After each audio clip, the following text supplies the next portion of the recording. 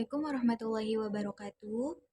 Eh, yang terhormat kepada dosen pengampu mata kuliah Hadis Terbawi, Ibu Haji Debibik Nabilatul Fauzia LCMA. Di sini izin memperkenalkan diri, nama saya Siti Nurhayati dari Prodi Pendidikan Agama Islam, kelas 4P. Saya akan membuat video tentang kepemimpinan perempuan dalam menurut perspektif hadis. Dalam hadisnya yaitu berbunyi, Hadatsana Utsman bin Haitsami, hadatsana Aufun an Hasani an Abi Bakrah qala laqad nafa'anillahu bi kalimati sami'tuha min Rasulillahi sallallahu alaihi wasallam ayyamal jamila ba'da ma kittu an alhaqu bi ashabil jamil fa uqatilu ma'hum qala lamma balagha Rasulullahi sallallahu alaihi wasallam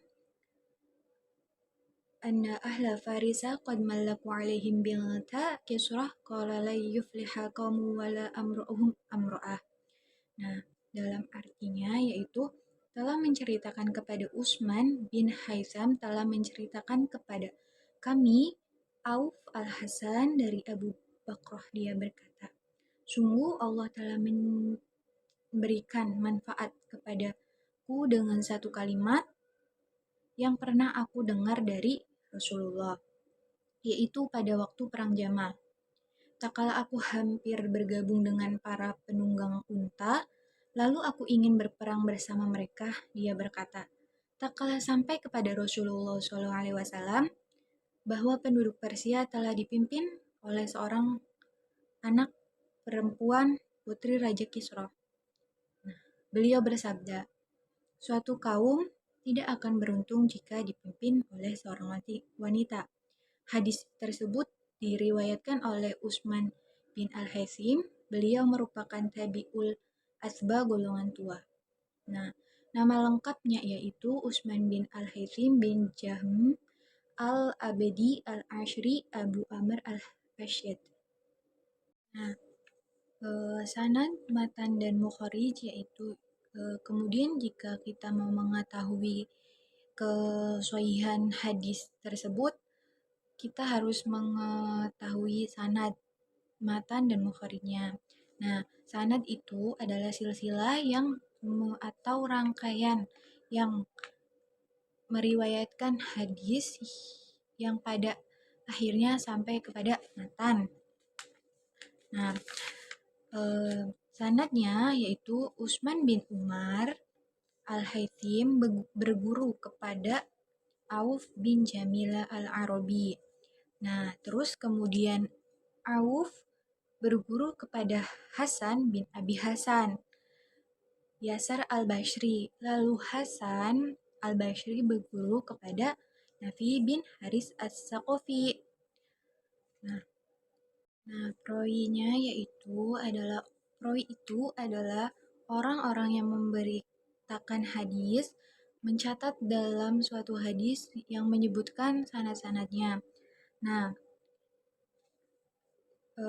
prowinya yang pertama itu dari Nafi bin Haris As-Saqafi, turun kepada Hasan bin Abi Hasan Yasar, turun lagi kepada Auf bin Jamil Al-Arabi, terus turun lagi kepada Utsman bin Umar Al-Haitsam, dan yang terakhir kepada Imam Bukhari. Nah, mukharij adalah perawi terakhir atau orang yang mencatat hadis tersebut dalam kitabnya. Mukharij dari hadis tersebut adalah yaitu Imam Bukhari.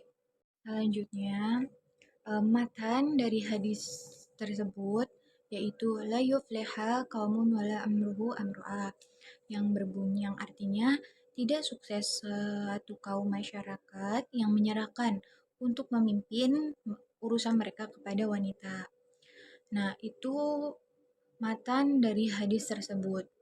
Selanjutnya saya akan menjelaskan tentang argumentasi ulama tentang kepemimpinan perempuan.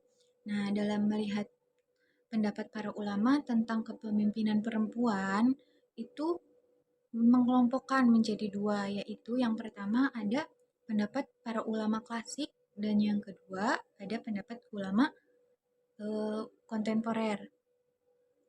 Nah, yang pertama kan argumentasi ulama klasik. Nah, menurut Imam Ahmad bin Hambal, Imam Malik, dan Imam Syafi'i, mayoritas mereka itu berargumentasi bahwa perempuan tidak bisa untuk menjadi pemimpin. Walaupun dalam skop kecil atau lingkungan kecil tidak bisa, karena alasannya karena walau bagaimanapun estafet kepemimpinan baik dalam skop luas ataupun kecil dan terbatas secara substansinya adalah sama. Nah, yang menjadi distinksi atau diferensinya itu adalah pada wilayah atau cakupan kekuasaannya saja. Legalasi argumentasi mereka adalah larangan Nabi Muhammad SAW melarang seorang perempuan menjadi seorang pemimpin, sebagaimana teks dalam hadis tersebut. Yang kedua ada kan tadi ada argumentasi ulama klasik. Sekarang argumentasi ulama kontemporer. Nah, Ali Juma Muhammad Abdul Wahab, mufti Mesir, termasuk di antara ulama berpengaruh yang memperbolehkan wanita menjadi kepala negara dan jabatan tinggi apapun seperti hakim, menteri, anggota DPR, dan lain-lain. Namun, beliau juga sepakat dengan Yusuf Qaradawi bahwa kedudukan al-imamah al-udhumah yang membawai seluruh umat Islam dunia harus dipegang oleh laki-laki, karena salah satu tugasnya adalah menjadi imam sholat. Kan perempuan tidak bisa menjadi imam sholat, jadi nah, menurut Yusuf Al-Qaradawi, ia diperbolehkan wanita dalam berpolitik. Al-Qaradawi juga menjelaskan bahwa penafsiran terhadap surat An-Nisa, Ar-rijalu qawwamun 'ala an-nisa. Nah, bahwa laki-laki adalah pemimpin bagi wanita dalam lingkup keluarga atau rumah tangga jika ditinjau dari tafsir surat An-Nisa. Nah, bahwa laki-laki itu adalah pemimpin dari seorang wanita, bertindak sebagai orang dewasa terhadapnya, yang menguasainya, dan pendidikan tak kala dia melakukan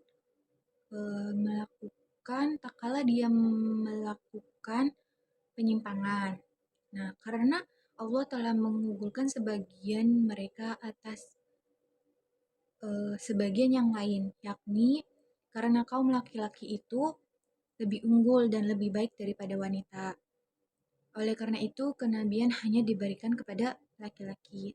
Terlepas dari argumentasi ulama yang di atas tadi, maka juga menimbang konteks turunnya dari atau hal yang melatar belakangi Nabi Muhammad SAW mengucapkan dan menuturkan hadis tersebut, karena yang menjadi titik poin tentang kebolehan atau ketidakbolehan kepemimpinan perempuan adalah berangkat dari hadis di atas. Nah, oleh karena itu juga sebagaimana yang telah dijelaskan tentang konteks asbab al-wurud sebelumnya, baik secara makro dan mikro, maka dengan demikian Nabi Muhammad SAW itu tidak menutup secara mutlak tentang ketidakbolehan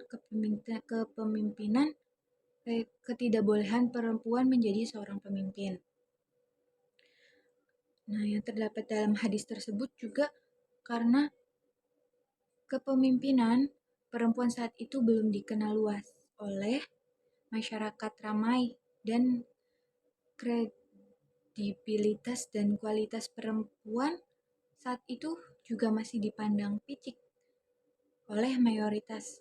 Nah, yang mana idealnya perempuan adalah yang mempunyai kekuatan, power baik secara internal maupun secara eksternal.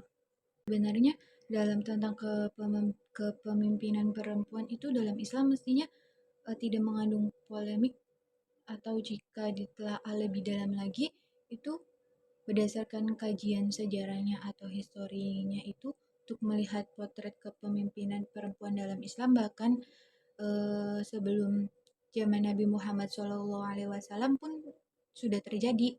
Nah, misalnya sebelum zamannya Nabi Muhammad SAW itu kepemimpinan perempuan bahkan juga menuai kesuksesan dalam kepemimpinan.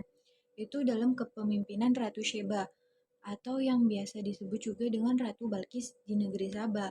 Nah, kesuksesan dan kecerdasan kepemimpinan Ratu Bilqis itu sampai diabadikan di dalam surat An-Naml ayat 27 sampai 33, yaitu tentang bagaimana ia melakukan pertimbangan dalam pengambilan keputusan, terus sehingga tidak berdampak negatif atas pasukannya. Nah, singkatnya bahwa ketersohornya kepemimpinan Ratu Balkis dan kesuksesan Ratu Balkis atas kerajaan-kerajaan pun membuat Nabi Sulaiman alaihissalam itu tercengang atau terkaget gitu.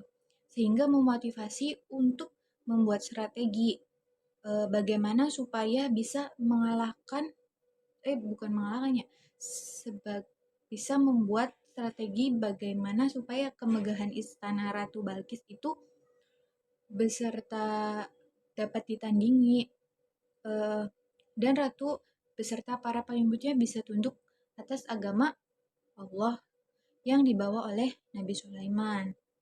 Nah, cerita tersebut itu informasi singkat dan narasi Al-Quran tentang penggalahan dari kisah Ratu Balkis. Nah, namun cukup mengindikasikan bahwa ada kepemimpinan seorang ratu yang sukses pada masa jauh sebelum Islam. Nah, diajarkan oleh Rasulullah SAW. Penjelasan dari hadis tersebut terdapat dua pendapat. Yang pertama kan tentang penjelasan tekstual. Penjelasan tekstual itu kalau tidak boleh perempuan menjadi pemimpin, argumen bahwa laki-laki diberi kelebihan atas perempuan. Nah, khususnya dalam akal atau pengetahuan. Nah, ketegasan, tekadnya yang kuat, kekuatan fisik, dan keberanian dan kesemuanya ini umumnya sedikit dimiliki oleh perempuan. Yang kedua, golongan kontekstual, secara kontekstual, yaitu perempuan diperbolehkan menjadi seorang pemimpin asalkan memiliki kualitas, kapabilitas, serta memiliki kompetensi dalam bidang tersebut. Nah, landasan argumentasi lainnya bagi golongan ini, Nabi Muhammad SAW juga mengucapkan hadis di atas karena saat itu kepemimpinan perempuan belum dikenal luas dan keberadaan perempuan masih dimarginalkan, tidak dihargai, dan tidak dihormati. Berbeda dengan sekarang, perempuan sudah diakui haknya, perempuan sudah dihargai juga, dan para mereka juga memiliki kesempatan untuk berkiprah dalam dunia kepemerintahan termasuk menjadi seorang pemimpin. Terima kasih, kurang lebihnya mohon maaf. Wassalamualaikum warahmatullahi wabarakatuh.